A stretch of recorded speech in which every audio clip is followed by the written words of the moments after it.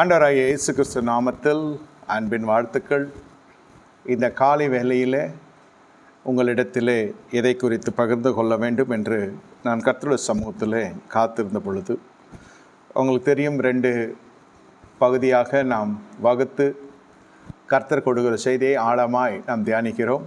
இது முதல் பாகத்திலே தெரிந்து கொள்ள வேண்டிய ஒரு ஆசீர்வதிக்கப்பட்ட பகுதி என்னவென்று கேட்டால், அடங்கி சேவித்தல். சேவித்தலில் அடங்கி சேவித்தல்.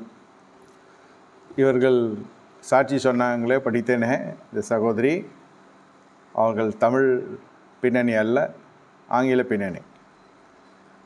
அதனால் தமிழ் சர்வீஸில் வந்து உட்காந்துருக்காங்க. தமிழ் சர்வீஸ்லேயும் உட்காருவாங்க, இங்கிலீஷ்லேயும் உட்காருவாங்க. That's the faith. The anointing will lead us towards the truth. அதுபோல் எதுக்கு நான் சொல்லுகிறேன்னா, அடங்கி சேவித்தல் என்பது அது மிகப்பெரிய ஒரு ஆசீர்வாதமான பகுதி. அதுதான் சொல்லுகிறேன், ராஜ்யம் எதிர்பார்க்கிற காரியத்தை விசுவாசிகள் அறிந்து கொள்ள வேண்டும். அடங்கி சேவித்தல். சேவிக்கிறது சேவிக்கலாம். ஜபம், உபவாசம், தான தர்மங்கள், கொடுத்தல், தசமபாகம். சரி, தசமபாகம் எடுத்த உடனே வர முடியாது, சூழ்நிலைகள் சரி இருக்காது. படிப்படியாக அது வருகிறது. அது ஒரு வழி. இதெல்லாம் செய்துவிட முடியும். ஆனால் அடங்கி இருத்தல் என்பது அது மிகப்பெரிய ஒரு காரியம். அடங்கி இருத்தல் என்பது தேவன் எதிர்பார்க்கிற, ராஜ்யம் எதிர்பார்க்கிற ஒரு குணாதிசயம். வஸ்திரம் இல்லை, இது வஸ்திரம் இல்லை, செய்கை இல்லை. செய்கை காட்டலாம், அடங்கியிருத்தலை போல பாவலா பண்ணலாம், நடிக்கலாம். உண்மையான அடங்கியிருத்தலில் பரலோகம் மகிழும். அதனுடைய பலன் கரம் மேலே, நம் வாழ்க்கையின் மேலே வந்து கொண்டிருக்கும். அதான் வேதம் சொல்லுகிறது, ஆகையால் ஏற்ற காலத்தில் தேவன் உங்களை உயர்த்தும்படிக்கு அவருடைய பலத்த கருத்துக்குள் கைக்குள் அடங்கியிருங்கள். 1 பேதுரு 5:6 சொல்லுது. கர்த்தருடைய கையில் அடங்கி இருக்கிறது அது ஒரு அனுபவம். கர்த்தருடைய கரம் நம்மோடு கூட இருக்கிறது. என் தலை மீது அவருடைய கரம் வந்து அமர்ந்தது, என் மீது கர்த்தருடைய கரம் வந்து அமர்ந்ததெல்லாம் பரிசுத்தவான்கள் வேதத்திலே முத்திரைத்திருக்கிறார்கள். அது ஒரு அனுபவம். நாம் அவருடைய கரத்தில் அடங்கி இருக்க வேண்டும். நம்ம உயர்த்துகிறதுக்கு ஒரு காலம் வரும். அந்த காலம் என்ன என்று எந்த தீர்க்கதரிசியாலும் சொல்ல முடியாது.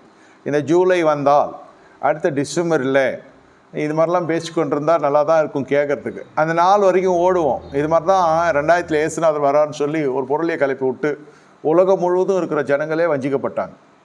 லேண்டு வாங்குறோன்னா லேண்டு வாங்க உள்ள, புள்ள பெற்றுக்கிறோன்னா புள்ள பெற்றுக்க உள்ள, கல்யாணம் பண்ணுறோன்னா கல்யாணம் பண்ண உள்ள. உபதேசங்கள் நாட்டில் அப்படி இருந்தது.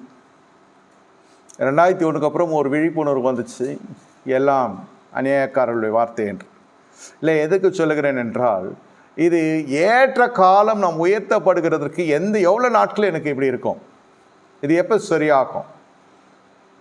இது ஏற்ற காலம் என்று சொல்லி வந்தால், அந்த காலத்திற்குள்ளே கர்த்தர் நமக்கு கால அவகாசம் கொடுக்கிறார். ஒரு தீர்க்கதரிசன வாழ்க்கையில் நிறைவேறுவதற்கு ஒரு அவகாசம் கொடுக்கிறார். என்ன அவகாசம்? விசுவாசி சொல்லும், கர்த்தர் இவ்வளோ நாளுக்கு முன்பாக, எத்தனையோ ஆண்டுகளுக்கு முன்பாக இப்படி சொன்னாரே, ஒன்றும் நடக்கவில்லையே. ஆனால் அந்த காலகட்டம் என்பது உங்களுக்கும் அது தீர்க்கதரிசனம் நிறைவேறதுக்கும் இருக்கிற அந்த இடைப்பட காலம் இருக்கிறது பார்த்தீங்களா? அந்த கால அவகாசம் தேவ சமூகம் உங்களுக்கும் எனக்கும் கொடுக்கிறது. திருந்து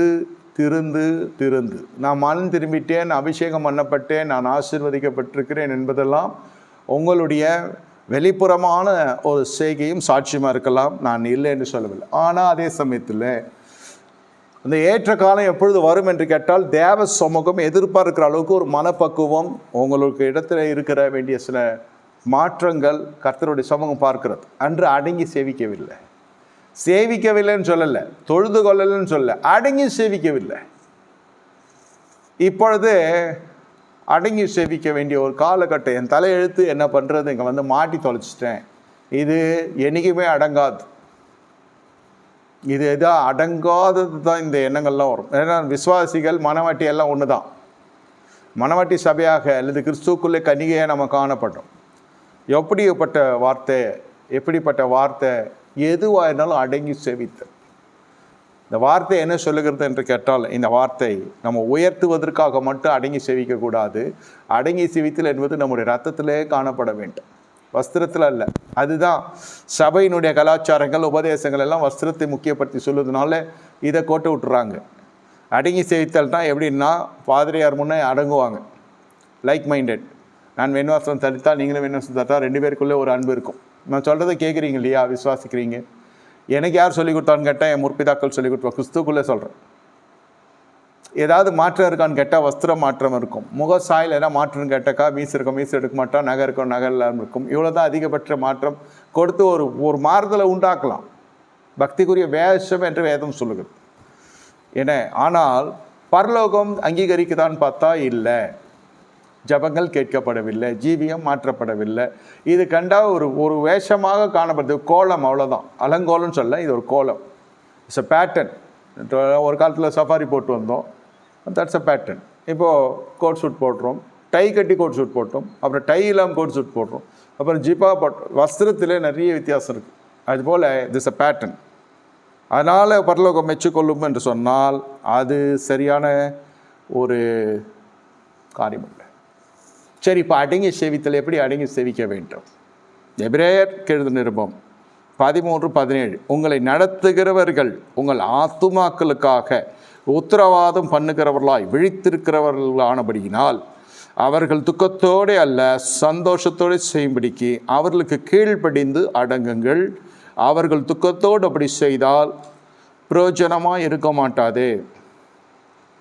உங்களை நடத்துகிறவர்கள் ஆத்துமாக்களுக்காக உத்தரவாதம் பண்ணவர்களாக விழித்திருக்கிறவர்கள். அதனால தான் சொல்கிறது ஒரே மந்தை ஒரே மேய்ப்பன். எரேமியா 3:15 சொல்லப்படுகிறது என்ன? என் இதயத்துக்கு ஏற்ற மேய்ப்பர்களை கொடுக்கிறேன். ஆனால் தீமோத்தேயு 2 தீமோத்தேயு 4:3 என்ன சொல்லப்படுகிறது? கட்டுக்கதைகளுக்கு செவிசாய்க்கிற காலங்கள் வந்து கர்த்தருடைய வார்த்தை என்ன சொல்லுகிறது என்று கேட்டால், தங்கள் இச்சைகளை நிறைவேற்றுவதற்கென்று அவர்கள் தங்களுக்கென்று போதகர்கள் நியமித்து கொள்ளுகிறாங்க. அவங்க என்ன சொல்கிறாங்கனாக்கா கதை சொல்ல ஆரம்பிச்சிடுறாங்க. கட்டுக்கதை சத்தியம் இருக்காது, கதையாக போய் கொண்டிருக்கும். கதையாக போய் கொண்டிருக்கிற பொழுது என்ன நடக்கும் என்று கேட்டால், அவங்க வாழ்க்கையில் ஒரு ஊரில் அப்படின்னு ஆரம்பித்து சுவாரஸ்யமாக கேட்பாங்க, கன்னத்தில் கை வச்சு. அது வந்து ஓமைகளால் கர்த்தர் பேசினார். எப்போ? சுவிசேஷ காலத்தில். அப்போ கதை சொல்லலாம், பாட்டு பாடலாம், ட்ராமா போடலாம், டான்ஸ் ஆடலாம். அது டான்ஸுன்னா சண்டே ஸ்கூலில் சொல்கிறேன். எப்படியோ அவங்க கிறிஸ்துவுக்குள்ளே அவர்களை கொண்டு வருவதற்கு அது ஆரம்ப காலம் விதைப்பு. சபைக்குள்ளே இது இப்போ எப்படி இருக்கிறது? கதையெல்லாம் காட்ட முடியாது, கதையெல்லாம் சொல்ல முடியாது, நேரே சத்தியத்துக்குள்ளே பேசணும். இப்போ சத்தியத்தை தெரிந்தவர் உத்தரவாதம் பண்ணுகிறவர்களாக இருக்கிறவர்கள் எப்படி இருக்க வேண்டும்னாக்கா விழித்திருக்கிறவர்களானபடியினால். அவங்க தூங்கவே மாட்டாங்கன்றது அர்த்தம் இல்லை. விழித்திருங்கள், தெளிந்த புத்தி உள்ளவர்களாக இருங்கள். பேதுருவிலே வாசிக்கிறோம், பிசாசன் கர்ஜிக்கிற சிங்கத்தை போல சுற்றி கொண்டிருக்கிறான், எவனை விழுங்கலாமோ என்று. அந்த விழிப்பு, ஆவிக்குரிய விழிப்பில் இருக்கணும். இந்த விழித்திருக்கிறவர்களுக்கு தான் இந்த ஊழியத்தை கற்றுக் கொடுப்பார். அதாவது ஆத்துமாக்களுக்கு உத்தரவாதம் பண்ணுகிறவர்களாய் இருக்க முடியும். இந்த ஆத்துமா உத்தரவாதம் பண்ணுகிறனா வந்து வீட்டுக்கு வந்து ஜெபம் பண்ணிட்டு போகிறேன், எனக்கு ஜெபம் பண்ணுறேன், உடல்நல சரியில்லை, அது இல்லை. It's a pastor calling. இதுதான் மேய்ப்பெண். அவர்களுக்கு ஞானஸ்தானம் கொடுத்து, திருவிருந்து கொடுத்து, அவர்களுடைய குடும்பத்தில் ஒரு எல்லா லாப நஷ்டங்கள், தீங்குகள் எல்லாவற்றையும் அவர்களுக்கும் ஒரு பரஸ்பர பரிசுத்த ஐக்கியம் இருக்கும். பரிசுத்த ஐக்கியம். இதை வந்து பார்த்து சபை சின்னதாக இருக்கும், சைஸ் சொல்ல சபையில் கொஞ்சம் பேர் தான் இருப்பாங்க. இந்த உண்மை என்ன செய்யணாக்கா அந்த போதகனை விசாலமான இடத்துல கொண்டு போகும். ஐஸ்வர்யம் மட்டும் சொல்ல, தேவ சமூகத்துலேயும் சொல்கிறேன், உலக பிரகாரமும் சொல்கிறேன். பிள்ளைகள் விஷயம் எல்லாத்துலேயும் பார்த்தீங்கன்னாக்கா ஒரு செழிப்பாக காண முடியும், ஒரு செழிப்பை காண முடியும். நான் சொல்கிறேன் ஊழியக்காரன் பேட்டர்ன்லேயே சொல்கிறேன், ஊழியக்காரனே சொல்கிறேன். அவர்கள் வேறு மாதிரி இருப்பாங்க. பரிசுத்தத்தில் உண்மையாக இருந்தால் இந்த குடும்பங்கள் இடத்துல அவர்கள் உண்மையாக பயணப்படுகிற பொழுது அவருடைய குடும்பம், அவர் கையின் பிரயாசம், அவர்களுடைய உணவு, ஆசீர்வாதம், அசைய சொத்து எல்லாவற்றின் மீது கர்த்தருடைய கரம் இருக்கும். ஏன்னா அவங்கள நீதிமானாக கர்த்தர் பார்க்குறார். நான் சொல்கிறது ஊழியக்காரன், ஃபர்ஸ்ட் லைன் ஊழியக்காரன். எதுக்கு அவங்க சேவிக்கணும், எதற்கு அவர்களுக்கு அடங்கி இருக்கணுன்றதுக்காக சொல்கிறேன். அவர்கள் துக்கத்தோடு எதையும் செய்தால், உங்களுக்கு ஊழியம் செய்கிற பொழுதே என்ன பண்ணுறது, அவங்க நம்மளே தப்பாக எடுத்துருக்காங்கன்னு தெரியுது, அந்த ஊழியக்காரனுடைய மனசை துக்கப்படுத்தினா உங்களுக்கு அது பிரயோஜனமாக இருக்கப்பட மாட்டாது. அவர்கள் சந்தோஷத்தோடு அது செய்கிற பொழுது உங்களுக்கு அது என்னவாய் மாறும் என்று கேட்டால், அவர்கள் சந்தோஷத்தோடு செய்யும்படிக்கு அவர்களுக்கு கீழ்ப்படிந்து அடங்குங்க. விசுவாசிகள் இந்த காலகட்டத்தில் கீழ்ப்படிந்து அடங்குங்கள் என்று வேதம் சொல்லும். கீழ்ப்படிக்கிறதே கஷ்டம், இதில் அடங்குங்கள் என்பது வேறு வார்த்தை வரை எழுதப்பட்டிருக்கிறது. கீழ்ப்படிக்கிற பொழுது எப்படி இருக்கும் என்று கேட்டால், இது ஆரம்ப காலத்தில் இருக்கும்.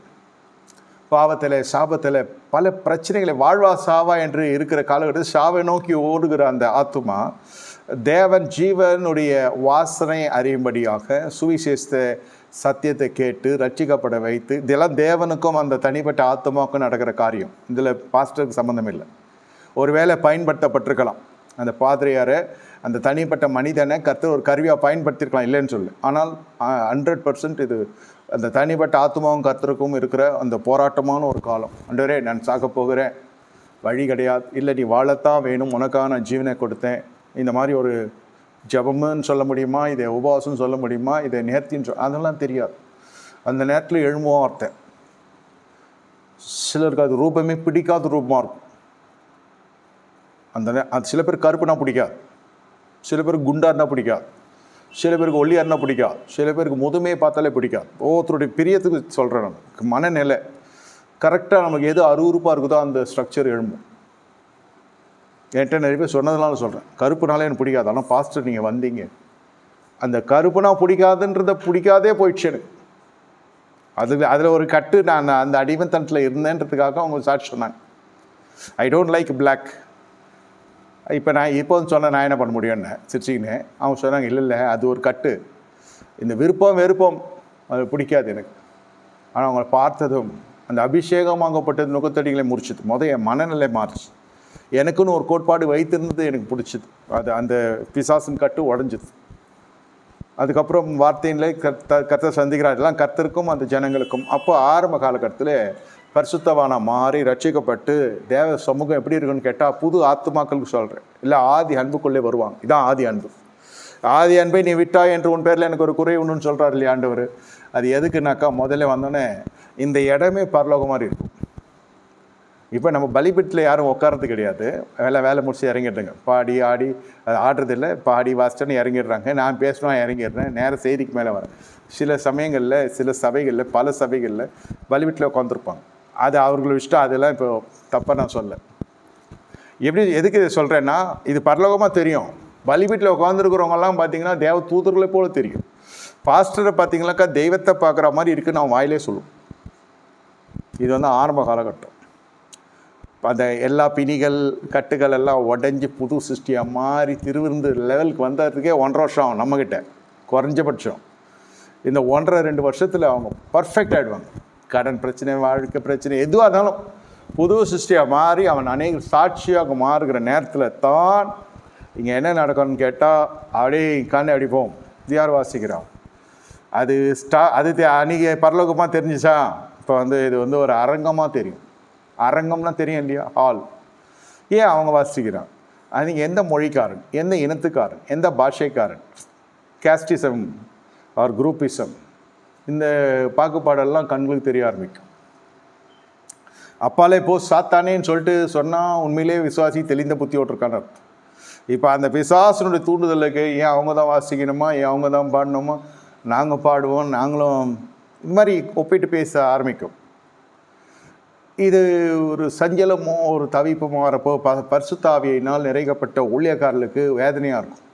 என்னடா ஜபம் பண்ணி இதெல்லாம் இது பார்த்தீங்கன்னாக்கா ஏஜ் 2.5 இயர்ஸ் இருக்கும் கிறிஸ்துக்குள்ளே வந்தேன். இது பாடுறதெல்லாம் பார்த்தீங்கன்னாக்கா அது பாடுறது ஒண்டி தான் தெரியுமே தவிர அதுக்கும் போதகனுக்கும் நடக்கிற டக் ஆஃப் வார் தெரியாது யாருக்கும்.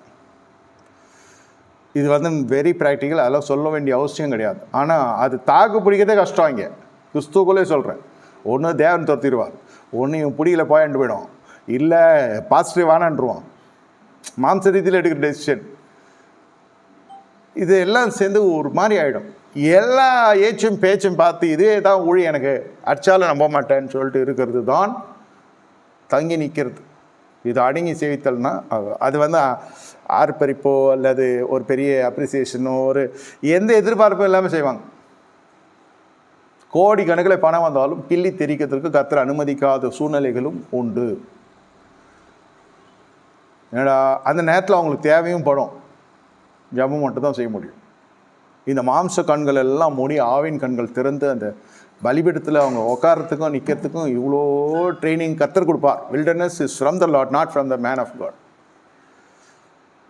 இதில் அவங்கள பற்றி வர வதந்திகள், இவங்கள பற்றி போதகரை பற்றி எழும்புகிற வதந்திகளில் பாதி பேர் தாராந்துருவான். ஐயோ அப்படியாடா, அங்கேயாடா, இதுவா.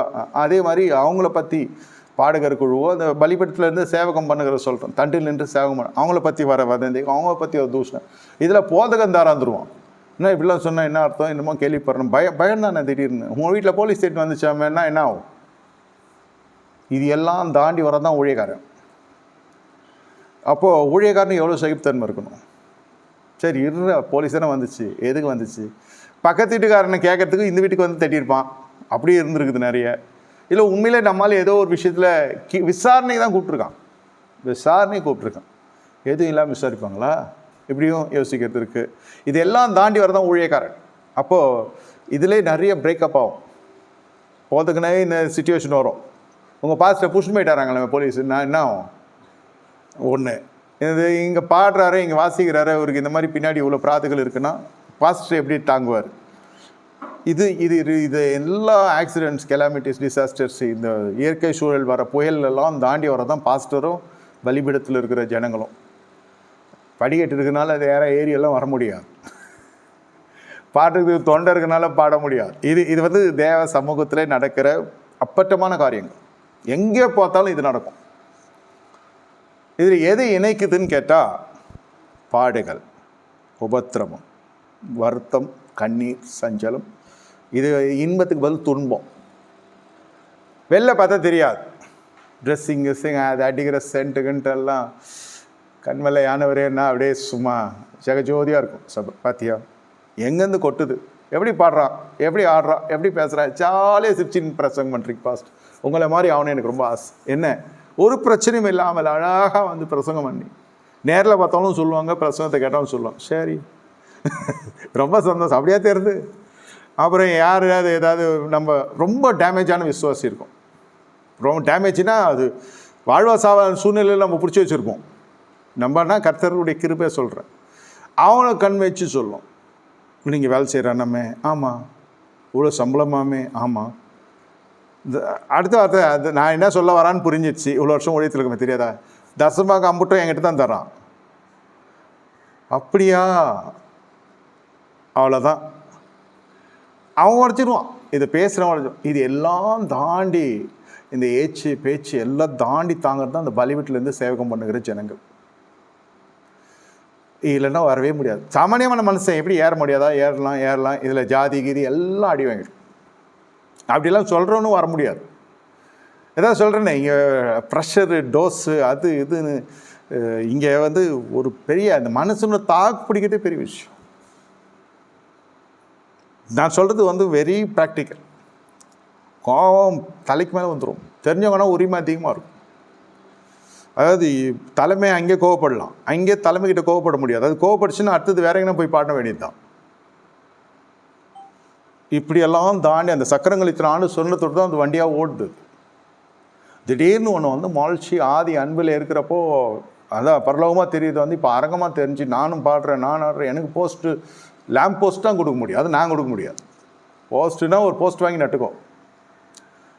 பதவி வேணும், எனக்கு பலிபீடத்தில் இடம் வேணும், காணிக்க நான் என்னணும், இதான் ஜென்ரலாக நடக்கிறத சொல்கிறேன்.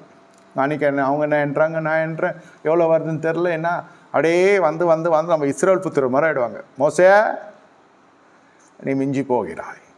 கர்த்தர் எங்களோடும் பேசுகிறார். எனக்கு விஷம் குட்டிக்கிட்டா, தண்டவாளத்தை தலை விட்டா, தூக்கில் போட்டுக்கிட்டா, அப்படி இருந்தது இப்போ கர்த்தரோட துணி கேட்குது. ஒன்று சத்தியமாக கேட்கும். கர்த்தர் பாஸ்டர்கிட்ட தான் பேசணும் இல்லை, நல்லது கர்த்தர் பேசுகிறார். கர்த்தர் பேசுகிறப்ப எப்படி இருக்கணும், அதுதான் இன்றைக்கி பிரசங்கம். அடங்கி சேவிக்கணும். இப்போ என்ன ஆகுதுன்னா, உங்ககிட்ட தான் கர்த்தர் பேசுகிறார், எங்ககிட்ட கர்த்தர் இல்லையா? எல்லாம் எங்களுக்கு தெரியும், வேதம் புஸ்தகம் பிரசங்கம்லாம் நல்லா தான் இருக்குது, இல்லைன்னு சொல்லு. வேதம் அதுக்குன்னு எங்களுக்கு தெரியாதா? பைபிள் என்கிட்ட நான் பிரசங்கம் பண்ண மாட்டோமா? எங்கள் பசங்க பாட மாட்டாங்களா, எங்கள் பசங்க வாசிக்க மாட்டாங்க. இப்படியே போய் அது ஒரு மாதிரி போயிட்டா. டே வரோம், சபை விட்டு போக மாட்டாங்க. சபையிலேருந்து ட்ரெடிஷ்னல் சர்ச்சஸில் இது ஜப குறிப்பாகவே வந்துருக்குது. பாரம்பரிய சபைகளில் ஜப குறிப்பாக வந்துருக்கு. என்ன ஐயா பாஸ்டர் இந்த நேரத்தில் இந்த மாதிரி என்னெல்லாம் மாற்றி விட்டானுங்க, ட்ரான்ஸ்ஃபர் கொடுத்துட்டாங்க, உங்களை மாதிரி அவரும் அதே தான் சொல்லுவார், உங்களை மாதிரி இருக்கணும் ஆசையாக இருக்குது. ஏன் எனக்கு ட்ரான்ஸ்ஃபர் இல்லை, நான் இருக்கிறதே பெரிய விஷயம், விட்டா நானே ஓடி போயிடுவேன். நிற்பதும் நிலைத்திருப்பதும் நிர்மூலமாக இருப்பதும் கத்தருடைய கிருபை. மாதம் சொல்லி சம்பளம் வாங்கினது தானே போனேன். இங்கே நின்று இருக்கணும் கஞ்சி தண்ணி குடிக்கிறதுக்கு. நான் சொல்கிறது வனாந்தமாக இருந்த காலத்தில் ஆர்கனைசேஷன் அது இதெல்லாம் இல்லை, வெறும் சோத்திரம் சோத்திரம் சோத்திரம். அதான் சொல்கிறேனே, வனாந்தத்துலேருந்து வருகிற அந்த போதகன் ஆசாரியன் ஒரு வனாந்தத்துக்கு ஜனங்களை போய் சந்திக்கிற பொழுது அது லவ்வே வேறு. அப்புறம் அது அப்படியே டவ்வாக மாறுது. லவ் டர்னிங் இட் டவ்னா தெரியும், புறா பரிசுத்த வாட்டியாக மாறுது பிரச்சனை. அப்போ ஜவ்வு ஆகிடும். அதை தாண்டி வரதான் அந்த அடங்கி செய்தல். இல்லைன்னா இதுக்குள்ளெல்லாம் போய் மாட்டிக்கும் இந்த ஆத்மா. அவர் என்ன இப்படி பிரசங்கம் பண்ணார், பிரசங்கத்தில் கண்டுபிடிப்போம். அப்படி பரிசுத்தாய் பேசுகிறாருன்னு ஃபஸ்ட்டு வந்து அந்த தூக்கு போட்டுக்கிற டைம்லலாம் பரிசுத்தாய் தான் பேசினார். அவரது எனக்கு என் பாஸ்டர் அவர். இது வந்து என்னோடய தகப்பன். சின்ன பையனாக இருந்தாலும் சரி, நான் என்ன சொல்கிறேன், நான் சின்ன பையனாக இருந்தாலும் பையன் சொல்ல நினச்சிக்காதீங்க, வயசுக்காக சொல்கிறேன். அவர் எங்கள் அப்பா, அவைக்குரிய தகப்பன். ஒரு ஒரு நல்ல இடைவிடாத ஒரு அன்பு, இடைவெளி இல்லாத ஒரு அன்பு இருக்கும். பரிசுத்த அன்பே சொல்கிறேன். இப்போ என்ன ஆகும்னா, பிரசங்கத்தை வச்சு சாத்தி போட்டான்ல அந்த இந்த மேட்ரு எல்லாம் அவர் பிரசங்கத்தை வச்சு டேஷ் பண்ணிட்டாரு. என்ன அடிச்சிட்டு நுரைக்கிட்டா இருந்தாலும் எல்லாம் அவன் இவன் அப்படி தான் இருக்கும். பைபிள் அப்படி தானே போட்டிருக்கு, மோசே வந்தான் போனான்னு அப்படி சொல்லுவான். கேட்டேன் அவன் இவன் அப்படி. சரி, ஏதோ அந்த மாவன் இந்த மாவன் சொல்கிறதுக்கு மினிட் ஸ்டேஜில் இருக்குது நம்ம வண்டி. இப்போ பாஸ்டர் என்ன செய்யணும், யார் அங்கே யோவாப் அவங்களாம் வெளில அனுப்பிச்சிடணும் சொல்ல முடியும், தாவீது மாதிரி அதெல்லாம் சொல்ல முடியும். இவரும் அடங்கி இருக்கணும். வேதம் அதை தான் சொல்கிறேன். பாஸ்டர் எல்லாம் ஏச்சி பேசியும் கேட்டாலும் சோத்திரம் சோத்திரம். அன்றைக்கி போட்டோமே சோத்திரம் ஆனந்தத்தில், அது சோத்திரம். நீ எப்படி இருந்தீர்கள்னு நிறைய பேர் பேசி நான் கேட்டிருக்கேன். ஆரம்பத்தில் நீங்கள்லாம் எப்படி இருந்தீர்கள், இப்போ எப்படி ஆயிட்டீங்க, இப்போ துளுத்துக்குனீங்க, அது எல்லாம் மாம்சர். இதுக்கு ரியாக்ஷன்ஸும் சொல்கிறேன். மாம்சமாக போனால் மாம்சமாக டீல் பண்ணும். இதை கண்டுக்காமே இந்த பழமொழி சொல்ல அநேக போதகர்கள் இந்த வசனத்தெல்லாம் கேட்டால் மன்னிக்கணுன்னு. எருமாட்டு மேலே மழை பெஞ்சா மாதிரி நோ சூடு நோ சொர்ணேன். ஊழியத்துக்கு வந்தோடனே கம்முன்னு சோத்திரம் சோத்திரம். நேற்று அவரே வந்து சொன்னால் இருந்தேன், உங்களை இப்படிலாம் பேசி விட்டேன். அப்படியா, காதிலே உள்ள இல்லை, உங்கள் காது பட பேசினேன், நீங்கள் அப்படி போனீங்க, இல்லை உண்மையிலே கேட்கலடா. அப்படியா, சரி, இன்றைக்கி அடிக்க வந்தியாண்ணே, ஐயா என்னை மன்னிப்பு கேட்க வந்தேன். ஐயோ நீ அல்லவா நீதிமான். சரி, அடுத்த வாரமும் பேசுவான். இதுதான் அண்டர்ஸ்டாண்டிங். திருந்தலாம் மாட்டான். ஏன் அவனா பேசலை, அதுக்கு பின்னாடி ஒரு தூண்டுதல் இருக்கும். நான் சொல்ல முடியுமா, நீ அவங்களாம் சேராத நல்ல பிள்ளையாருன்னு. நீ அடுத்த வாரம் பேசுவேன். இன்றைக்கி அவன் இல்லை, 3 நாளாக காணும், அவனுக்கு பேதி ஆயிடுச்சு, இவனுக்கு பயம் வந்துடுச்சு. யாரும் சொல்லியிருக்கான் ஊழியக்காரனை பற்றி பேசுனா மூக்குள்ள ரத்தம் வந்துடும். அந்த பயத்தில் கெலியில் வந்திருக்கான். மறுபடியும் அந்த டீமோட போனானா இவன் பேசுவான். இவ்வளோ வருஷம் குப்பை கட்டணும் தெரியாது நமக்கு. சரி விடு, அதெல்லாம் என்ன இருக்குது. இல்லை நான் இதெல்லாம் சொல்லியிருக்கூடாது உங்களை. பரவாயில்ல ஐயா, அது சொல்கிறதுக்காக ஒரு தூரம் வந்த ஃபோனில் சொல்லியிருக்கலாமே. இல்லை மனசாட்சி கொடுத்து, சரி பரவாயில்ல. இது இப்படி சொல்லாதவங்க இருக்கிறவங்களும் இருக்கான், சொல்கிறவங்களும் இருக்கான். ஆனால் எப்படியாவது காதுக்கு வந்துடும். இதெல்லாம் கேட்டுட்டு இளையகுமாரன் பிரசங்கத்தை பேசக்கூடாது, மோசே அவங்க அக்கா குஷ்டரோகம் வந்ததை பேசக்கூடாது, பலிபீடம் சொல்கிறேன். என்னெல்லாம் இப்படி பேசினா, ஊழியக்காரனை பற்றி பேசினா மூக்குள்ள ரத்தம் வந்துடும், குஷ்டரோகம் வந்து அந்த புருடெல்லாம் விட்டு இன்னும் பகையை மூட்டிக்கூடாது. செய்தி என்னமோ செய்திக்குள்ளே இருக்கணும், செய்திக்குள்ளே எந்த கரப்ஷனும் இருக்கக்கூடாது. இதுதான் அவங்க ஆத்மாவை சரி பண்ணுறது தவிர என்னுடைய கனத்தையோ கௌரவத்தையோ கொண்டு வரதில்லை இந்த செய்தி. அதனால தான் இவ்வளோ பேர் ஃபாலோவும் பண்ணுறாங்க. அப்பட்டமான செய்தி இது, உண்மையான செய்தி, தேவ செய்தி இதுதான். No expectations, no expressions, personal expressions. இது வந்து பலிபீடம் இப்படி இருக்கப்போ அப்படியே பரிசுத்தமாக இருக்குது. தேவராஜ்யம் அங்கீகரிக்குது. இந்த ஊழியனுடைய வாழ்க்கை ட்ரெஸ் கிடையாது, ஊழியனோட மனநிலை. இப்போ நீ ஜெபம் பண்ணுற, ஆண்டவரே உபவாசிக்கிறோம், துடிக்கிறான், வயிற்று ஏதோ ஒரு வேதனை துடிக்குது. சபையார் தாவீது மாதிரி இவன் அழுகுறான், ஆண்டவரே இந்த ஆடுகளை எப்படியாவது சரி பண்ணும். சரி, எப்போல்லாம் மகிமைப்படாத தேவன் இந்த கல்லடி சொல்லடி வாங்குறாங்க இல்லையா, அப்போ தான் கர்த்தர் மகிமைப்படும். ஊழியமே அப்போ தான் கட்டி எழுப்போம். சொந்த ஜனங்கள் இதில் எழும்புவாங்க. ஊழியக்காரனுடைய வாழ்க்கையே சொல்கிறேன். நல்லா தான் இருக்கும், காலையில் அம்மா காப்பி கொடுத்துருக்கோம், சாயந்தரம் பாட்டு டைவர்ஸ் பண்ணுறோன்னு. யார்? விசுவாசி குடும்பம் இல்லை, ஊழியக்கார குடும்பமே. நான் போகிறேன், போயா வேணாம். காலையில் பார்த்தா பண்ணி காப்பி கொடுத்தா, சாயங்காலம் பார்த்தா டிவோர்ஸ் லெவலுக்கு நிற்கிது. வேறு யாருனா இருந்தால் மந்திரம் பண்ணிட்டான் மாயம் பண்ணிட்டான்னு சொல்லலாம். இப்போ ஃபாஸ்ட் ஃபுட்டில் இப்படி இருந்தால் என்ன பண்ணுறது? எப்படி இருக்கும்? இதையும் அடங்கி தான் சேவிக்கணும். சபையாருக்கும் சொல்கிறேன், குடும்பத்தாருக்கும் நான் இதை தான் சொல்லுவேன். யாருக்கு யாருக்கு இஷ்டம் இருக்குதோ இருங்க, யாருக்கு இஷ்டம் இல்லையோ போங்க. என்னன்னா பண்ணி தொலைங்க. இதை செய்யாத, அதை செஞ்சு அதை பண்ணுறோம் நான் இதை பண்ணுறேன், அதெல்லாம் நான் சொல்லவே முடியாது. வசனம் என்னை நெருங்க, நீ அடங்கி சேவி. ஏன்னா நான் ஏதோ வலுக்கட்டாயம் பண்ணுறேன்னு நினச்சிக்கின்னு ஒரு நிர்பந்தம் வந்துடும். இப்படி பண்ணால் அப்படி பண்ணுவார், அப்படி பண்ணால் அப்படி, அது மாதிரிலாம் இருக்கக்கூடாது. ஃப்ரீ ஹேண்டாக, ஃப்ரீ பேர்டாக எல்லாருக்குமே சிறையிருப்பு இருக்கக்கூடாதுன்னு நினைப்போம். Continue, please continue, welcome, want to go, most welcome. இந்த மாதிரி தான் மனநிலை வச்சுக்கணும். இல்லைன்னா நம்மளால் எதுவுமே வேதம் சொல்கிற மாதிரி ராஜ்யம் எதிர்பார்க்குற மாதிரி சேவிக்க முடியாது. ரொம்ப கட்டுத்திட்ட வசனம் தான் சொல்லணும். அப்போது இந்த இடத்துல ஊழியக்காரருடைய இருதயம் துக்கப்படும். அம்புட்டு சேவை, அம்புட்டு தசமாக அவ்வளோ பணிந்து ஒரு காலத்தில் இருந்திருக்கும் இல்லையா? ஐயா செருப்பு போடுங்க, ஐயா பணிவிடன்றது அன்பு வந்துடுச்சுன்னா விசுவாசிகளுக்கும் பாஸ்டமாக இருக்கும், அது தாங்கவே முடியாது. நம்ம அப்படியே வெல் செட்டில்டுன்னு நினச்சிடும். ஊழியக்காரர் மாதமே பிரச்சனையாகிடும். திடீர்னு எதுவும் நடக்கும் விசுவாசி வாழ்க்கையில். ஊழியக்காரனும் அவனை விசுவாசியை சார்ந்துடக்கூடாதுன்றதுக்கே இந்த இடைவெளி நடந்துன்னு இருக்கும். ஒரு பக்கம் தேவ சமூகம் தட்டி கொடுத்தே வரும், குட்டி கொண்டே இருக்கும், செதுக்கி கொண்டே வரும். இதையெல்லாம் பார்த்து தேவ சமூகம் மனமகிழும். என்னையா இது, நாங்கள் பார்த்த தேவன் வேறு, நீர் போதிக்கிற தேவன் வேறுன்னு நினைக்கக்கூடாது. இது சத்தியம். இது வளர்ந்த சபை இப்படி தான் இருக்கணும். இப்போது அந்த ஊழியக்காரனுடைய இருதயம் வேதனைப்படுத்து. இப்போ தான் ஆண்டவருடைய வார்த்தை சொல்லுது, அவர்கள் துக்கத்தோடு அப்படி செய்யாமல் அவர்கள் சந்தோஷத்தோடு அதை செய்யும்படிக்கு அவர்களுக்கு கீழ்ப்படிந்து அடங்கியிருங்க. இது எப்போ? First year okay. நான் சொல்லி 20 வருஷம் விசுவாசி, 20 வருஷம் விசுவாசி ஒரே சபைக்கிறது ரொம்ப கஷ்டம். பாதிக்கு ஒரு 10,000 பிரசங்கம் கேட்டாச்சு. அதில் 10 பிரசங்கம் அவனுக்கு மனப்பாடமாக தெரிகிற பிரசங்கமே. ஏன் நான் தனி ஆரம்பிக்கக்கூடாதுன்னு ஒரு ஆவியை வரும். நீர் அடங்கி இருந்த நாட்கள் போது தீர்க்கதரிசிகள் எழுப்புவாங்க, மகனே உன்னை மறைச்சி வச்சுருந்தேன், இப்போ நான் கருத்தை எடுக்கிறேன், நீ கிளம்பு, மோசை கொடுத்த கொம்பு கோலை தரேன். எதையோ ஒன்று சபைக்குள்ளே குழப்பத்தை விட்டு பண்ணே ஆகணும். அந்த தீர்க்கதரிசனம் வரைச்சி இவன் போய் எங்கேயோ காசு கொடுத்து தீர்க்கதரிசனம் கேட்டு காசுக்காக தீர்க்க சொன்னீங்கன்னு சொல்ல. உங்களுக்கு அந்த காலம் வந்துடுச்சு. என்னது, இந்த ஏற்ற காலம் இப்போ வந்துடுச்சு. நேராக பாஸ்டர்கிட்ட மோத முடியாது இல்லையா? அதனால் இது கூட இருக்கிற சரீரம் இல்லையா, கிறிஸ்டின் சரீரம், கையை உடைக்கிறது, காலை உடைக்கிற மாதிரி இதெல்லாம் இந்த மாதிரி இருக்கும். அதையும் தாண்டி வர்றது தான் அடங்கி சேவித்தல். போகக்கூடாதுன்னு சொல்ல, அதையும் தாண்டி வர்றது தான். இனி வரைக்கும் நான் பல தலைமைக்கு நான் கட்டுப்பட்டுருக்கேன். பூலோகத்துக்குரிய வீட்டிலே சொல்கிறேன். அது நேர்காணல், எதிர்மறையான சூழ்நிலைகள், சம்பவங்கள் அங்கே இருந்தால் கூட நம்ம ஊழியத்துக்கு போகிறோம், ஊழியம் முடிக்கணும், சோத்தை கொடுக்குறாங்க, தின்றோம், கையை கழுவுறோம், போயிட்டு வரும்னு சொல்லிட்டு அது சிரிச்ச முகத்தோடு வரணும். முறிக்கணும், புரு அப்படிலாம் வரக்கூடாது. முகத்தை இப்படி திருப்பிங்கலாம் வரக்கூடாது. நல்ல இன்முகத்தோடு 32ன்னு தெரிகிற மாதிரி பல்ல சொல்கிறேன், 32 பல்லுன்னு தெரிகிற மாதிரி சிரித்து அவ்வளோதான் போயிட்டு வரேன், நன்றி வணக்கம்னு சொல்லிட்டு வரணும். மூஞ்சி திருப்பி போகிறது அதெல்லாம் இருக்கக்கூடாது. அதாவது சந்தோஷத்தோடு இதை நம்ம செய்யணும். அப்போ தான் நமக்கு அது பிரயோஜனமாக இருக்கும். அடங்கி இப்படி செய்ய முடியுமா? பிரச்சனைலாம் இல்லை. கடன் கிடையாது, ஃபீஸு பிரச்சனை கிடையாது, பிள்ளைங்க கல்யாணம் ஆகி செட்டில் ஆகி நல்லா இருக்குது. அதுக்கு மாதம் மாதம் நம்ம கிரையை அனுப்புது.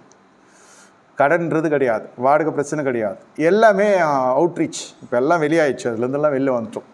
இப்போ அடங்குமா? உடங்கி கட்டில் ஏசி போட்டு பார்த்துன்னு டிவி பார்த்துன்னு டிவியில் பார்த்துக்கிறேன்னு சொல்லக்கூடாது. மறுபடியும் போகணும் களத்துக்கு. அடங்குமா? அப்படி செய்தால் உங்களுக்கு புரோஜனமாக இருக்க மாட்டாதே. ஊழியக்காரனுடைய இருதயம் வருத்தப்பட்டால் நம்மளுடைய எல்லாமே வேஸ்ட்டாக போயிடும். இந்த அத்தாரிட்டி, இந்த பவரை கர்த்தர் கொடுக்குறார்.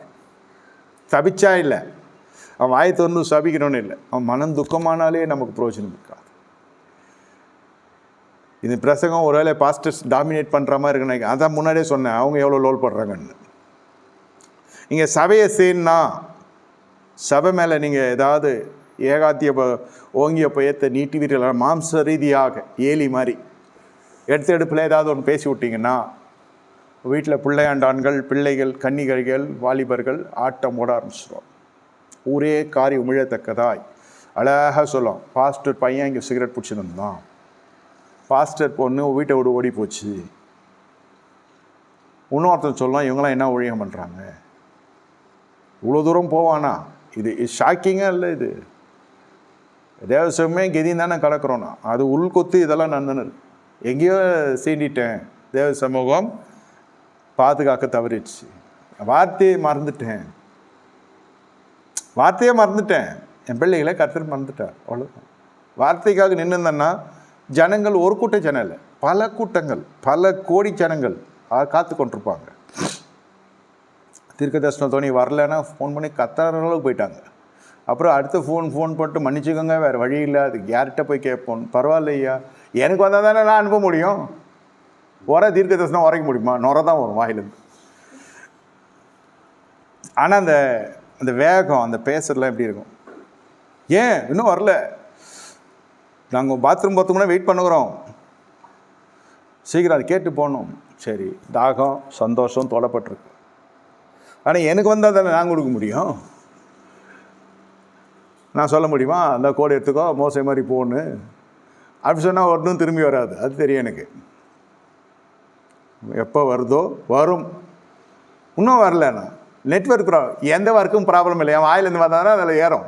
வரலையா எதுவும், வந்தால் தரேன். சீட்டு பணம் கேட்குற மாதிரி ஆயிடுச்சு கட்சியில். வந்தால் தரேன், எப்போ வரும், வந்தால் தரேன், எப்போ வரும், எப்பவுமே வராதா? வரும்யா போ.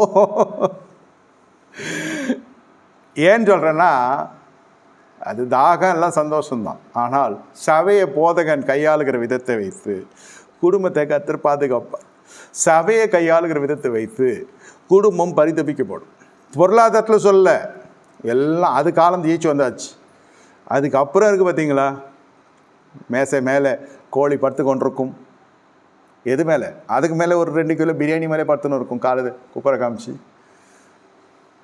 சாப்பிட்றதுக்கு சமாதானம் இருக்காது.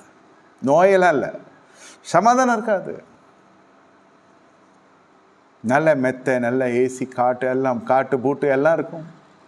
படுத்து வரனா தூக்கம் வராது, உலாத்தி கொண்டே இருக்கணும். தாவீது ராஜா உலாத்துற மாதிரி. இது பிரச்சனை இருக்கும். நோ வேசித்தனம், நோ ப்ராப்ளம், இது உள்ள நடந்துன்னு இருக்கும். நித்திரை இருக்கா? நித்திரை இல்லாமல் தூங்காமல் ஜபித்து அது விஷயம் வேறு. முழுகிறோம் ஜபத்தில் இருக்கிறோம், அதெல்லாம் வேறு. நான் சொல்கிறது இது என்னை சிச்சை, ஊழியக்காரனுக்கு சிச்சை. அடங்கி சேவிக்கணும், பலிபீடம் அடங்கி சேவிக்கணும், விசுவாசிகள் அடங்கி சேவிக்கணும். இப்போ பார்ப்பீர்கள் என்றால் அடுத்தது 2 நாளாகும் 29, 24. இது தெரிந்து கொள்ளணும். சபை வந்து போகிறது அப்படி இருக்கக்கூடாது. என்ன கேரக்டர், என்ன உங்களுடைய மனநிலை எப்படி இருக்கணுன்றது தெரிந்து கொள்ளணும். வராங்க, சாப்பிட்றாங்க, போகிறாங்க, வராங்க, காணிக்கை செலுத்துகிறாங்க, போகிறாங்க. அப்படி பெருமையாக இருக்கும். உங்கள் ஆட்கள் இப்படி இருக்கிறாங்க, உங்கள் சபை விசுவாசிகள் இவ்வளோ நல்லா இருக்கிறாங்க, எல்லாம் அழகாக ட்ரெஸ் பண்ணி நல்லா வராங்க, சந்தோஷம். நல்லா ட்ரெஸ் பண்ணுங்கள், சந்தோஷம், நல்லபடியாக இருங்க, வாழ்த்துக்கிறேன், கர்த்தரை ஸ்தோத்தரிக்கிறேன். ஆனால் காரியத்தை கோட்டை விட்டுறக்கூடாது. காரியத்தை நம்ம பார்த்தோம். 2 நாளாகும் 29வது அதிகாரம் 24வது வசனம்.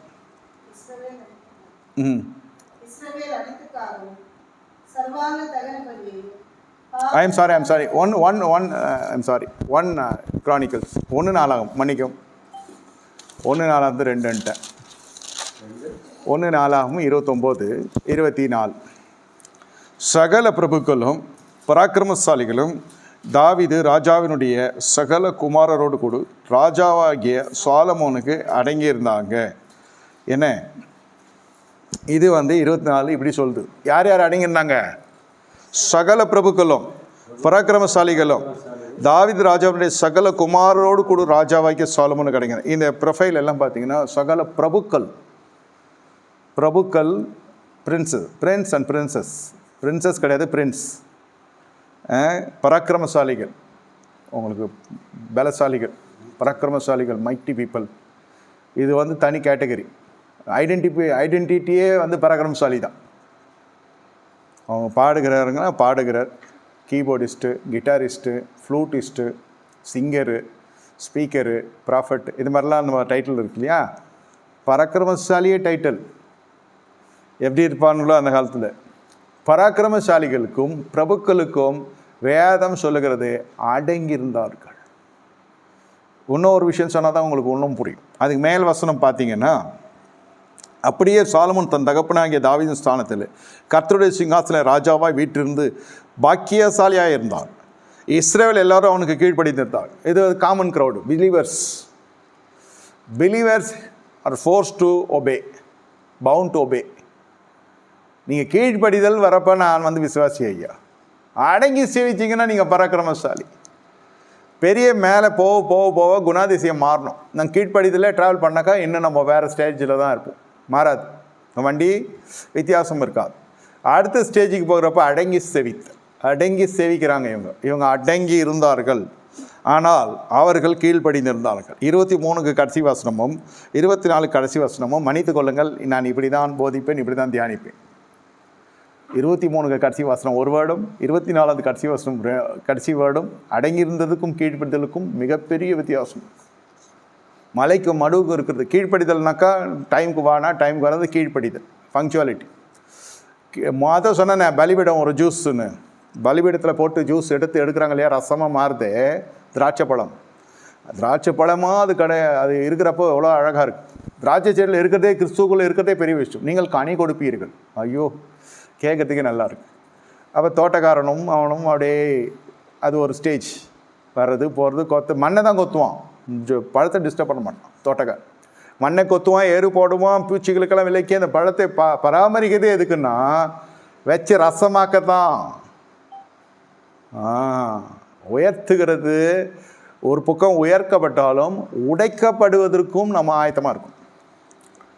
எனக்கு தெரிஞ்ச அநேகர் ஊழியத்திலே சொல்கிறேன், சாட்சி சொல்கிறேன். நான் பிஎம்டபிள்யூவில் வந்து இறங்கினாலும் நேராக டாய்லெட் போவாங்க. இதனால் அது பிஎம்டபிள்யூலேருந்து இறங்கி டாய்லெட் போகிறனாங்க உள்ளே எல்லாம் க்ளீன் பண்ண இருப்பாங்க. இது நடந்துருக்கு, சாட்சி சொல்கிறேன்னு சொன்னேன். அவ்வளோ ஒரு பராக்கிரமசாலிகள் இருக்கிறாங்க. சத்தியமாக சொல்லுகிறேன், தேவசமுத்திரம் சொல்லுவேன், இதெல்லாம் நடந்திருக்கு. அது பிஎம்டபிள்யூன்றது வந்து ஒரு எவ்வளோ தூரம் வந்திருக்கணும் வாழ்க்கையில் அங்கே வரத்துக்கு. ஆனால் ஷேர் ஆட்டோவில் பிடிச்சி வந்து நவுத்திட்டு போனதெல்லாம் இருக்குது. ஷேர் ஆட்டோவில் வந்து கழுவி ஊற்றிட்டு போனதெல்லாம் இருக்குது. இதையும் தாங்கிக்கொள்ளணும், அதையும் ஏற்றுக்கொள்ளணும். அதுக்கு தான் சொல்லுவேன். கீழ்ப்படிந்திருக்கிறது விசுவாச குணாதிசயம். பராக்கிரமசாலிகள் பிரபுக்களாய் நீங்கள் உயர்த்தப்படுகிற பொழுது இந்த குணாதிசயம் வராவிட்டால் உங்கள் பதவிக்கே பங்கம் வந்துடும், உங்களோட சிங்காசத்துக்கும் பங்கம் வந்துடும். அவங்க கீழ்ப்படிந்திருந்தார்கள். அவர்களெல்லாம் பிரகாரத்தில் இருக்கிற ஜனங்க, மிஞ்சி போனால் பரிசுத்த ஸ்தலத்தில் இருக்கிற லேவியர்களாக இருக்கலாம். ஆனால் பராக்கிரமசாலிகளும் பிரபுக்களும் இம்மீடியட் ஏதாவது சாலமோன்னா டக்குன்னு அடித்து ஃபோன் அடித்து நம்ம எல்லாரையும் கூப்பிட்ற மாதிரி, அந்த டிஸ்ட்ரிக்டில் யார் இருக்கிறா, அந்த ஸ்டேட்டில் யார் இருக்கிறா, அந்த மாதிரி இவர்களுடைய அந்தஸ்துக்கு இந்த குணாதிசயம் நிர்பந்திக்கப்படுகிறது. உங்கள் அந்தஸ்துக்கு உயர வேண்டும் என்றால் உங்களிடத்தில் அடங்கி சேவித்தல் இருக்க வேண்டும். அப்போ தான் நீங்கள் பராக்கிரமம். ஐயா என்கிட்ட ஒன்றுமே கிடையாது, என்ன போய் பராக்கிரமசாலின்னு சொல்லி பேசுகிறீங்களேன்னு சொன்னீங்கன்னா, இந்த அடங்கி இருத்தல்னால் வருகிற பலன்கள் என்ன என்றும் நீங்கள் அறிந்து கொள்ள வேண்டும். அது தெரியாமல் நம்ம வேதமும் உங்களை சும்மா விடாது. நீங்கள் அடங்கியிருந்தாலே இது ஃபாலோ ஆகும், தெரிந்து கொள்ளலானாலும் இது ஃபாலோ ஆகும். யோபு 36:11 வாசித்தால், அவர்கள் அடங்கி அவரை சேவித்தால் தங்கள் நாட்களை நன்மையாகவும் தங்கள் வருஷங்களை செல்வ வாழ்வாகவும் போக்குவார்கள். அடங்கார்களே ஆகில் பட்டயத்துக்கு இரையாக்கி ஞானம் அடையாமல் மாண்டு போவார்கள். இது வந்து ஒரு அளவுக்கு மேலே போயாச்சு, படித்து முடிச்சாச்சு, டிகிரி வாங்கியாச்சு. இது டிகிரி ஹோல்டர் படிக்கணும்னு நினச்சவங்க அது ஓகே, அப்புறம் பிஜி, அப்புறம் எல்லாம் அதுக்கு மேலே போய் கடைசியில் பிஹெச்டி வாங்கியாச்சு. இதுக்கப்புறம் என்ன இருக்குன்னா, இல்லை இன்றைக்கும் ஞானம் இருக்குது, இன்றைக்கும் ஞானம் நிர்பந்திக்கப்படுகிறது. என்ன நீங்கள் கற்றெடுத்தாலும் வேதத்தை எத்தனை 66 புஸ்தகத்தை படித்தாச்சு. அனுதினமும் படிக்கணும் ஐயா, சபை சொல்ல அனுதினமும் படிக்கணும், ராஜ்யம் எதிர்பார்க்க அனுதினம் தியானிக்கணும். விடாது தேவராஜ்யம், உங்களை சும்மா விடாது. அப்போ நீங்கள் அடங்கி சேவிக்கிற பொழுது என்ன நடக்கும் என்று கேட்டால், அடங்காமல் போகிற பொழுது ஞானம் அடையாமல் போயிடுவாங்க. பட்டயத்துக்கு இரையாகிற அளவிற்கு ஒரு சூழ்நிலை வந்துடும். ஒன்று ஆப்ரேஷன், ஒன்று அடிதடி, இன்னொன்று ஆப்ரேஷன். டாக்டர் வருவா, இங்கே கீத்து அங்கே கீத்து இங்கே ஆப்ரேஷன். ஆனால் என்ன சகலையா நம்மளை கீத்து போகிறதுக்காக படிச்சுட்டு வந்திருக்கான்.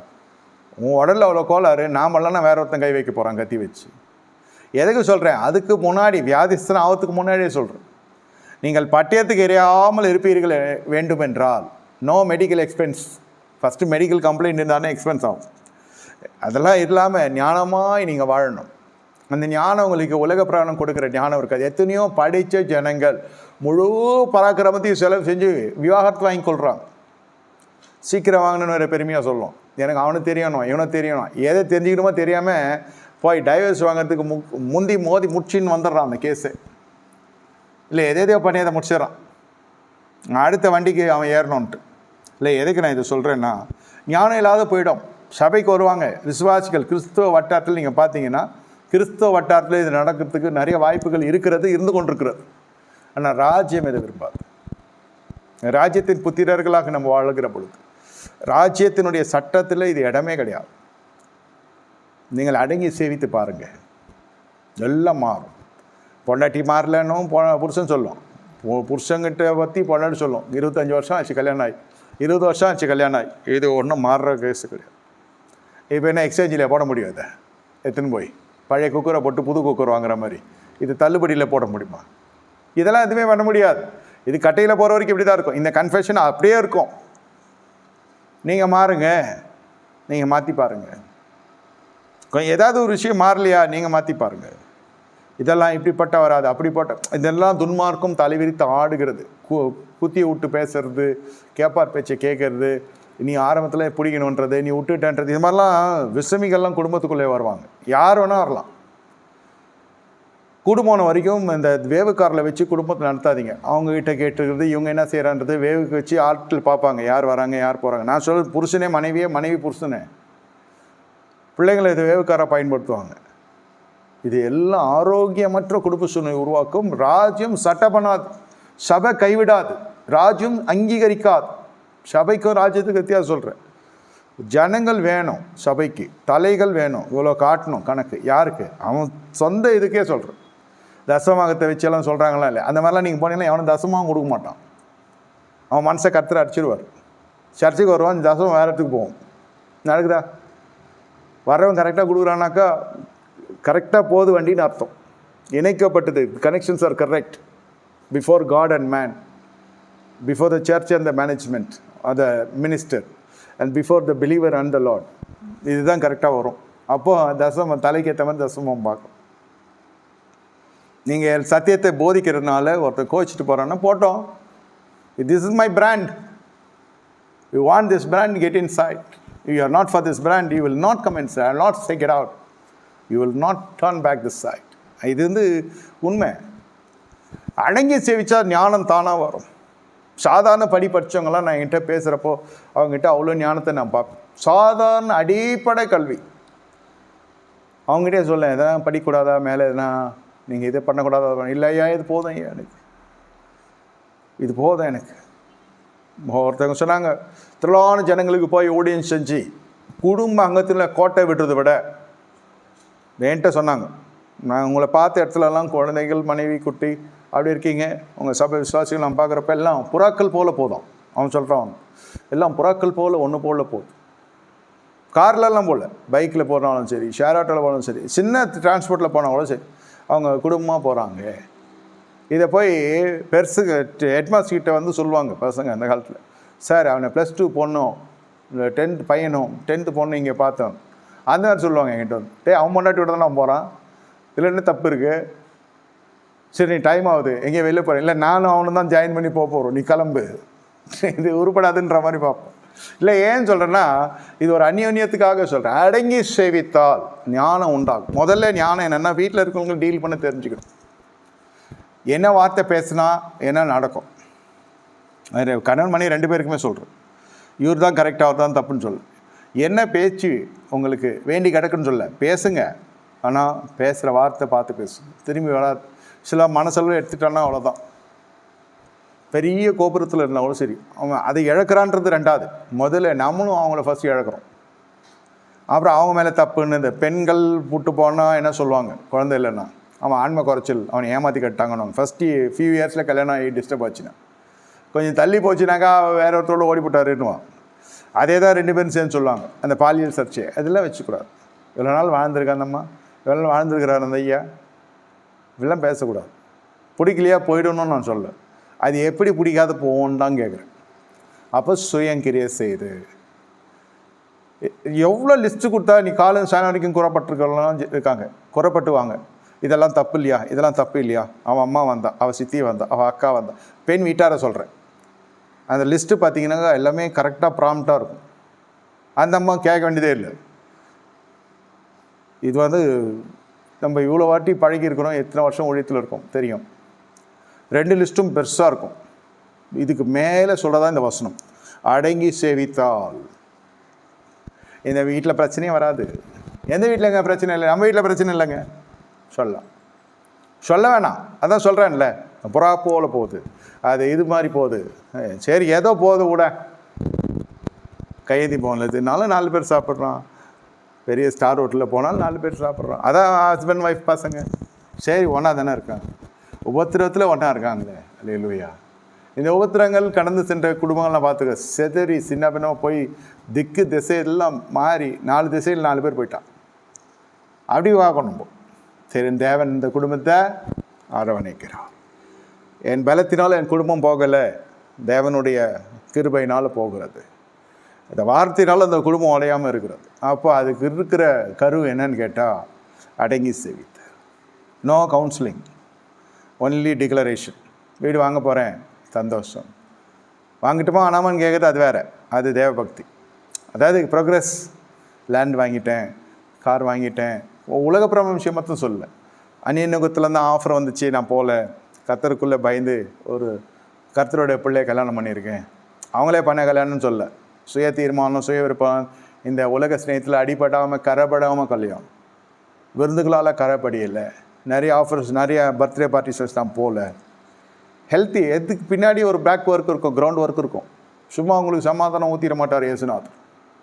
சமாதானம் தரான்னு போய் சமாதான குளிச்சலுக்குரிய காரியங்களாம் செஞ்சுட்டு சபைக்குள்ளே வந்துட்டு பசங்க எஸ்கேப். சபைக்குள்ளே வர விசுவாசிகளுடைய பிள்ளைகள் மாயமாயிடுறாங்க. என்ன சொல்கிறேன்னு புரியுதில்ல உங்களுக்கு? மாயமாயிடுறாங்கன்னா ராப்சர் இல்லை, உலக ஸ்ரீத்தில் கரைப்பட்டு ஓடிடுதுங்கள்ல. சபையே எப்படி கண்டுக்கும்? சபை என்ன பண்ணும்? எல்லாருக்கும் போதிக்க தான் போதிக்கணும். உட்காந்துருக்குறோம், வீட்டில் இருக்கிறவங்களாம் பாரு, உன் பர்சனல் நீ தான் ஒழுங்காக வளர்க்கணும். நான் அதெல்லாம் சொல்ல, ஒன்றுத்துக்கு போதிக்கட்டில் முதல் வருஷத்தில் இருக்கட்டும் அப்படி தான், கடைசி வருஷத்தில் இருக்கட்டும் அப்படி தான். என்னை பொறுத்த வரைக்கும் ஒரே பிரசங்கம், அடங்கி சேவித்து. இவ்வளோ கலாமிட்டிஸ் வராது வாழ்க்கையில், இவ்வளோ ப்ரேயருக்கு ரெக்வஸ்ட் வரவே வராது. ஒரே ஒரு விஷயம் வரணும், என்னன்னா வெளில போகிறோமா, கார் இருந்தால் நல்லாயிருக்கும். சரி, கார் கொடுக்குறாரு, என் வாழ்க்கையிலே சொல்கிறேன். சரி, கார் கொடுத்தார், ஒரு அடிப்படை கார். இந்த கார் சரியில்லை, ஏன்னா ஒரு நாள் நான் உட்காந்து சாஞ்சேன், பின்னாடி அப்படியே போயிட்டேன். இருக்க பலிக்கு பெருக்கிறோமா, சீட்டே சாஞ்சிருச்சு. அப்புறம் அதை நல்ல வேலை அந்த இடத்துல எதிர்க்கு எதுவும் வரல, எப்படி இருக்கும் யோசிச்சு பாருங்கள். அப்புறம் அந்த கார் கடைசியில் டமான்னு வெடிஞ்சின்னா என்ன, அந்த ராடு ஏதோ உடஞ்சி நடு வீதியில் நின்று, அதே கம்பெனிக்காரன் வந்து எடுத்துன்னு போயிட்டு அவனை காரி துப்பாத குறைய அவனே பார்த்து, வேறு இந்த வெர்ஷன் எக்ஸ்சேஞ்ச் பண்ணி வேறு வெர்ஷன் எடுத்துக்கோ அப்படின்னு சொல்லி, இந்த மாதிரிலாம் வாழ்க்கையில் தரங்கள் உயர்த்தப்படுறதுக்கு என்ன சொல்ல வரேன்னா, கொஞ்சம் வந்துச்சா இன்னும் கொஞ்சம். 2 வீலர் நடந்து போகிறப்போ 2 வீலர் தான் நல்லாயிருக்கும், 2 வீலர் இருந்தால் 4 வீலர் தான் நல்லாயிருக்கும், 4 வீலர் இருந்தால் 7 சீட்டர் தான் நல்லாயிருக்கும், 7 சீட்டர் வந்தால் பிராண்டிங் பார்ப்போம். அதுக்கப்புறம் இது வாங்கினா நம்ம ஃப்ளைட்டில் போனால் நல்லாயிருக்கும், லோக்கல் டூர்லாம் முடிஞ்சிச்சு, இப்போ இன்டர்நேஷ்னல் போனால் நல்லாயிருக்கும். இப்படி தான் இருக்கும். சரி பரவாயில்ல, கோர்ட்டுக்கு போகிறேன், டயாலிசிஸ் போகிறேன், போலீஸ் ஸ்டேஷனில் கூப்பிட்டாங்க, அதெல்லாம் இல்லாமல் எப்படி போதே சந்தோஷம். பலிக்கு பெருக்குது, பிள்ளைக்கு சீட்டு கிடைக்கிறது பெரிய விஷயம். பிள்ளை பிறந்ததே பெரிய விஷயம், கல்யாணம் ஆனதே பெரிய விஷயம், பிள்ளைக்கு சீட்டு கிடைக்கிட்ட பெரிய விஷயம். இதை செஞ்ச தேவன் அதை செய்வார். அப்படி தான் இருக்கும். அடக்கி சேவித்தலுக்கு எல்லாம் அனுகூலமான காரியங்கள், ஆசீர்வாதமான ஜப குறிப்புகள் வரும். ஐயா பிள்ளை பிறந்திருக்கு, ஐயா பிள்ளைக்கு பேர் வச்சுருக்கேன், ஐயா பிள்ளைக்கு ஃபங்க்ஷன் பண்ணுறேன், பிள்ளை இந்த காலேஜில் படிக்கிறான், எவ்வளோ பெருமையாக இருக்கும். கர்த்தருக்குள்ளே சொல்கிறேன், சாட்சி உயர்த்தப்படும். அவர்கள் கண்களுக்கு முன்பு நான் மேன்மைப்படுத்துவேன், உன்னை பலிக்கு பெருக கர்த்தர் செய்கிறார். அந்த மாதிரி இருக்கும். அதுக்கு எதிர்மறையான விஷயம்லாம் நான் முன்னாடி சொன்னேன், என்னென்னலாம் நடந்திருக்குன்னு. அது மாதிரிலாம் இருக்கக்கூடாதுனாக்கா, ஒரு தனி மனிதன் குடும்பத்தில் கணவனோ மனைவியோ யாராவது ஒருத்தர் அடங்கி சேவித்தலுக்குள்ளே வந்து பாருங்கள், அடுத்த வாரத்துக்குள்ளே நீங்கள் ரிசல்ட் பார்ப்பீங்க. சேவித்திருக்கிறோம், ஆராதிக்கிறோம் இல்லைன்னு சொல்ல, சேவிக்கிறோம் இல்லைன்னு சொல்ல, ஆனால் மீதி இருக்கிற பாகத்தை அடுத்த வாரம் ஈவினிங் பார்ப்போம். இப்போ இது போதும். ஆனால் பிரபுக்களுக்குரிய குணாதிசயம், பராக்கிரமசாலிக்கு no more weakness, financial weakness or social weakness or any weakness. பராக்கிரமசாலியாக ஆகிட்டீங்க. அடங்கி செவித்தல் தான் அது. பராக்கிரமசாலிகள் பிரபுக்களுடைய குணாதிசயங்கள் இது. விசுவாசிகளுடைய குணாதிசயங்கள் வந்து கீழ்ப்பிடித்தல். இப்போ நீங்கள் தான் தீர்மானிக்கணும். ராஜாக்களாக கால்சலை கத்திரமை ரத்தம் உயர்த்துக்கிறது அது வந்து அடிப்படை தகுதி நமக்கு. எங்கள் ராஜாவாக இருக்கிறோம், ஒன்றும் கிடையாது, கையில் ஒன்றும் கிடையாது, கையில் ஒன்றும் கிடையாது. அதே தான் பார்க்குறான் மனுஷன், கையில் ஒன்றும் கிடையாது, தரித்திரம் தான் இருக்குது. அந்த தரித்திரத்தை ஜெயிக்கிறதுக்கு தான் இந்த வசனம். வாழ்க்கையில் வாழ்நாள் செழிப்பாக செல்வ செழிப்பாக இருக்கணுமா, அடங்கி சேர்த்து நாட்களை நன்மையாகவும் தங்கள் வருஷங்களை செல்வ வாழ்வாகவும் போக்குவார். ஐயா பணம் வந்துருச்சு, அப்படியா, சந்தோஷம், இந்தாங்க தசம்பாகம், ரொம்ப சந்தோஷம், டூர் போகலான்னு இருக்கிறோம், சந்தோஷம், மகா சந்தோஷம், ஆனந்த களி கூறுதல். வரமாட்டிங்களா? ஆமாம் வரமாட்டோம். சரி போய்ட்டு நல்லா சுற்றி பார்த்து, சரி பரவாயில்ல, நீ ஏதோ மெடிக்கலில் போய் படுக்காமல் ஏன் உயிரை எடுக்காமல் ஏறி பார்த்தா எனக்கு எப்படி இருக்கும்? எப்படி நல்லா ஆடி ஜாலியாக சுற்றின ஆட்கள் ஏறி படுத்துனா அது இப்படி பார்த்தா அது பலன் நமக்கு கிடையாது இல்லையா? அது நம்மளை கொஞ்சம் பலவீனமான மனசு. நான் அந்த இடத்துலலாம் பார்க்குறப்ப எனக்கு கஷ்டமாக இருக்கும். அந்த ட்ரெஸ்ஸும் போட்டு, ஏன்னா இந்த சர்ஜரி பண்ணப்போ தான் பார்த்து கவர்ச்சினி அடிக்க மாதிரி உட்கார வச்சிட்டான். என்ன கையில் இருக்கிற மயிரெல்லாம் வழிச்சு, என் கையை பார்த்தாலே பொம்பளை கை மாதிரி இருந்துச்சு, கருன்னு இந்த மயிரெல்லாம் காணும். கையில் 2 கையும் வழித்து தள்ள கேப்பை போட்டு ஸ்மால் ஒரு கவுன் கொடுத்துருந்தோம், வெல்க்ரோ ஒட்டி. அது இப்படி போனால் இந்த பக்கம் கிழியுது, அந்த பக்கம் போனால் அது தானாக உரியுது. சைட்லே நண்டு போனோம். என்ன காலில் ஆப்ரேஷன்? நாங்கள் கையிலடா பாவீங்களா, காலில் ஏன் இந்த கிளாஸில் நடக்கும் ஃபுல்லாக அவுத்துக்குது. இது முதல்ல சொன்னோட என் ஒய்ஃபு நைட்டியை துவச்சி கிழிச்சி போட்டு வந்திருப்பேன். நான் இதுதான் ட்ரெஸ்ஸுன்னு வீட்டில் பொண்டாட்டி நைட்டியை போட்டு வந்திருப்பேன். வா நாங்கள் பார்த்துக்குறோன்னு கட்சியில் கவர்ச்சி நடிக்க மாதிரி உட்கார வச்சுக்கிறீங்க. அப்புறம் லோக்கல் கொடுங்க பாஸ்ட் இருக்குன்னாங்க. லோக்கல் என்ன தரப்படுறோன்னு பார்த்தா லோக்கல் அந்த சீரியா ரொம்ப பேசுகிறோம். சரி ஏதோ பண்ணி அனுப்பிச்சி வச்சாங்க. இல்லை எதுக்கு சொல்கிறேன்னா, நல்லா தடகமாக சுற்றிட்டு இருக்காங்க, போயிட்டு கூட்டின்னு போய் ஆஸ்பத்திரி, அதெல்லாம் வேணாம் நமக்கு. நாட்கள் இந்த வசனம் போதும் நமக்கு. அப்படி போகிறவங்க கூட சொல்கிறேன், அடங்கி செவித்தால் நீங்கள் டயாலிசிஸ் போகணும், நேராக வந்துடுங்க, நல்லா சாப்பிட்டு ஜபம்லாம் பண்ணி முடிச்சு நல்லா சாப்பிட்டு சந்தோஷமாக நாட்களை கழிப்போம். சாப்பிட்றதுக்கு ஒரு கிருபை வேணுன்ற, சாப்பாடு முக்கியத்துவம் ஒட்டி சொல்கிறது இல்லை, சாப்பிட்றதுக்கு ஒரு கிருபை வேணும், மன மீதி வேணும், நல்ல ஆகாரம் வேண்டும், அது நமக்கு பிடிக்கணும். ஆகாரம் கொடுக்குறவனுக்கு நம்மளை பிடிக்கணும், சமைக்கிறவனுக்கு சாப்பியே பிடிக்கணும். இதெல்லாம் நிறைய இருக்குது. டக்குன்னு வந்துடுற தட்டில் சோறு, காசு இருக்கிறதுனால மட்டும் சொல்கிறேன். அதனால் இதெல்லாம் வந்து சேர்ந்து தான் அடங்கியிருத்தல் என்றால் இப்படி போயிடலாம். நம்ம ஷாப்பிங், டூரிங் அப்படின்னு லக்ஸூரியான லைஃப் கர்த்தர் கொடுப்பார். சுகபமாக வாழ்ந்தவன் உயிரோடு செத்தவன் கமெண்ட் போடுவான் யூடியூப்பில். வேறு இப்படிலாம் பாஸ்டர் பேசுகிறாரு, சுகபோகமாக வாழ்ந்தவள் உயிரோடு செத்தவள், இந்த வசனம் இருக்குதா பாஸ்டர், லக்ஸரியாக வாழணும்னு சொல்கிறீங்க. ஆஸ்பத்திரி போகாத, கோர்ட்டு போகாத, போலீஸ் ஸ்டேஷன் போகாத, பிள்ளை கஞ்சாடிக்கிறான்னு சொல்லாத, பொண்ணு ஓடி போச்சுன்னு சொல்லாத. இதெல்லாம் அபசகுணமான காரியங்களுக்கும் இதுக்கு எவ்வளோ மேல் இல்லையா? ஒன்று சொல்லணும், என் பொண்டாட்டி நிறைய நகை வாங்கி கொடுக்க சொல்கிறா, நான் மனைவிமார்கள் பக்கம் தான் நிற்பேன், எப்படி இருந்தாலும் பரவாயில்ல, அதாவது நம்மளுக்கு ஒரு இன்வெஸ்ட்மெண்ட்டில் உதவும்.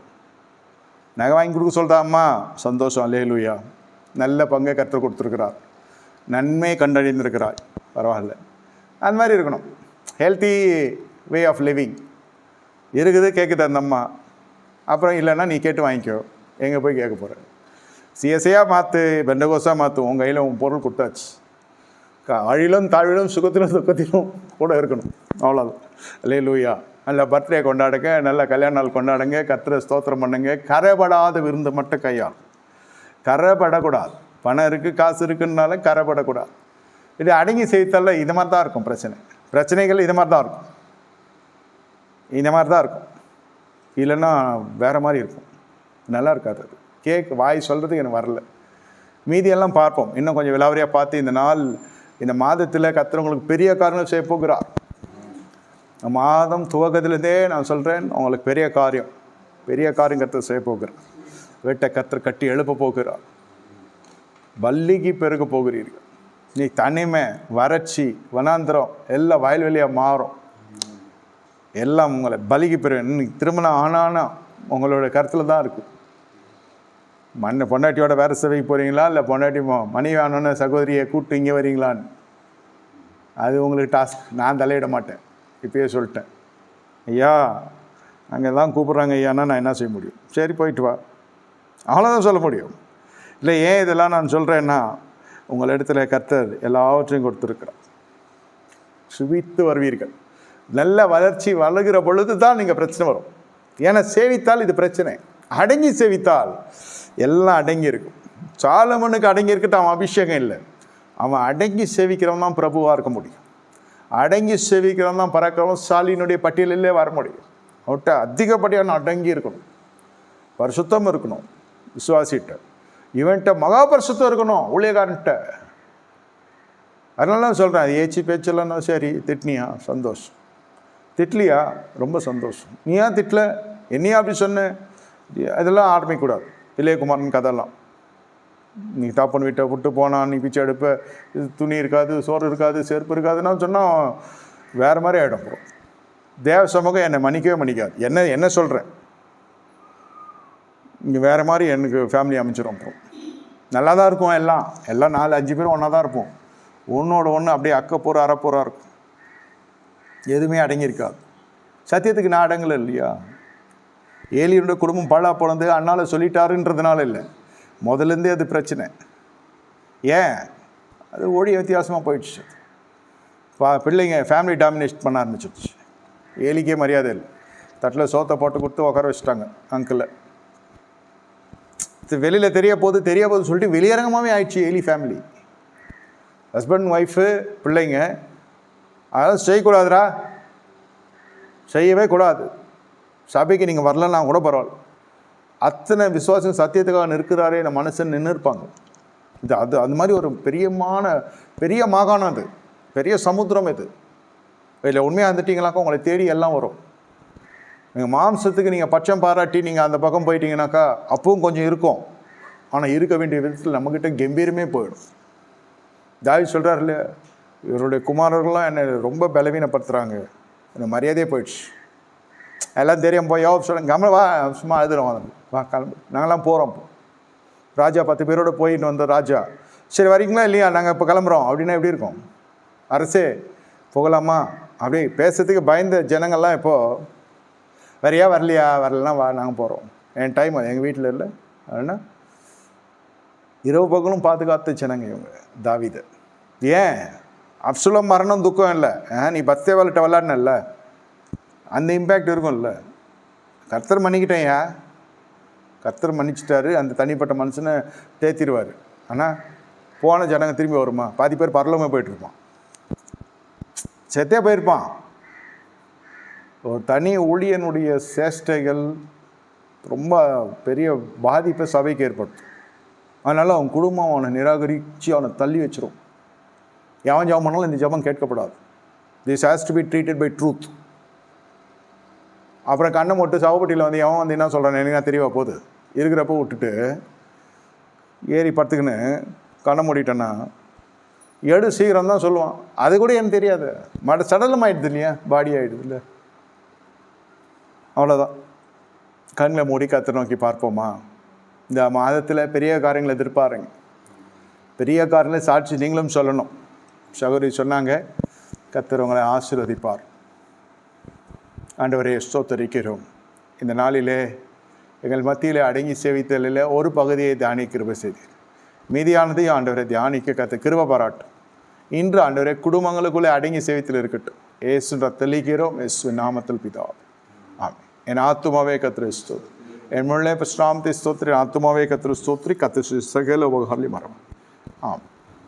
கர்த்தராகிய இயேசு கிறிஸ்துவின் கிருபையும் பிதாவாகிய தேவனுடைய பரிசுத்த ஐக்கியம் நம்ம நேரோடு குடும்பம் சதா கால சல பிரசன்னோடு இருப்பதாக. ஆமீன்.